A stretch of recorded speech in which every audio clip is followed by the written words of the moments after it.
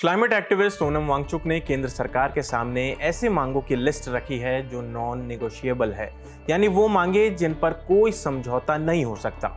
19 अगस्त को लेह में Kargil democratic alliance ले एपेक्स बॉडी और गृह मंत्रालय के अधिकारियों के बीच एक बैठक हुई।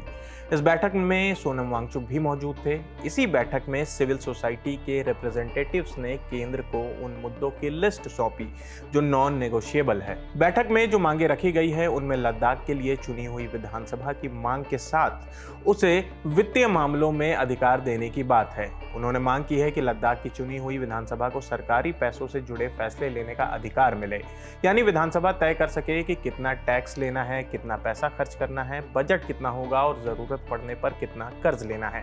साथ ही सरकारी पैसों की सुरक्षा भी संविधान के तहत हो। उन्होंने संवैधानिक सुरक्षा प्राप्त कंसोलिडेटेड फंड और कंटिजेंसी फंड की भी मांग की है। कंसोलिडेटेड फंड यानी कि संचित निधि, सरकार की सारी कमाई इसी में जमा होती है और सभी ज़रूरी खर्चे इसी से किए जाते हैं।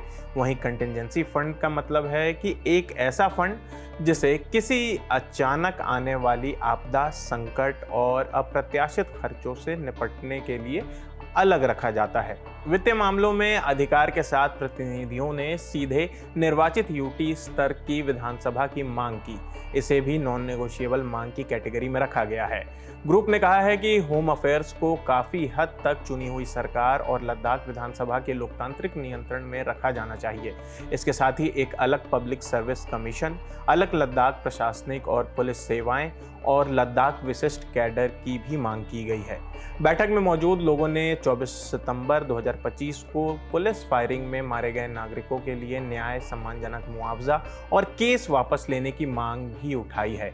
24 सितंबर 2025 को लद्दाख के लेह में पूर्ण राज्य, छठी अनुसूची और संवैधानिक सुरक्षा की मांग को लेकर प्रदर्शन हुए थे। इस प्रोटेस्ट के दौरान हिंसा भड़क गई थी। पुलिस फायरिंग और झड़पों में 4 लोगों की मौत हो गई थी। 80 लोग घायल हुए थे, जिसमें 40 पुलिसकर्मी भी शामिल थे। जिसके बाद इलाके में कर्फ्यू लगा दी गई थी और इंटरनेट भी बंद कर दिया गया था।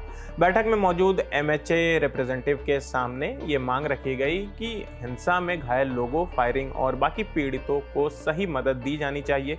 24 सितंबर को हुई हिंसक घटना की पहली बरसी नजदीक आने के साथ लद्दाखी रिप्रेजेंटेटिव्स ने इसमें शामिल लोगों के खिलाफ सभी मामलों को बिना शर्त वापस लेने की मांग करते हुए एक प्रस्ताव भी सौंपा है। दिल्ली के जंतर मंतर में सीजेपी के आंदोलन में एक बड़ा नाम होने के बाद सोनम वांगचुक की ये मांगे फिर से केंद्र सरकार की मुश्किलें बढ़ा सकती हैं। सोनम वांगचुक और उनके ग्रुप का कहना है कि जब तक लद्दाख के लिए विशेष और ज़रूरत के मुताबिक संवैधानिक सुरक्षा उपाय निर्वाचित यूटी स्तर की विधानसभा पूरी तरह से काम करना शुरू नहीं कर देती है, तब तक लद्दाख की ज़मीन की उचित अंतरिम सुरक्षा होनी चाहिए। एमएचए के प्रतिनिधियों के साथ हुई इस बैठक में लद्दाख के सांसद मोहम्मद हनीफा जान, केडीए के सह अध्यक्ष Sajjad Kargili, climate activist Sonam Wangchuk, LAB के सह अध्यक्ष शेरिंग दोरजे समेत कई अन्य लोग भी शामिल थे। लद्दाख के इन संगठनों और गृह मंत्रालय के बीच इससे पहले 22 मई को नई दिल्ली में औपचारिक बातचीत हुई थी। अब एक बार फिर से ग्रुप ने अपनी मांगों की लिस्ट सरकार को सौंप दी है। अब देखना होगा कि सरकार इन मांगों को मानती है या फिर से अगली तारीख तक चीजें टल जाती हैं। तो फिलहाल इस खबर में इतना ही। आपकी इस खबर पर क्या राय है हमें कमेंट करके ज़रूर बताएं। आपके लिए इस खबर को लिखा है हमारी साथी सुप्रिया ने। मेरा नाम आसिफ असरार है। देश और दुनिया की तमाम खबरों के लिए देखते रहिए दी ललन टॉप। शुक्रिया।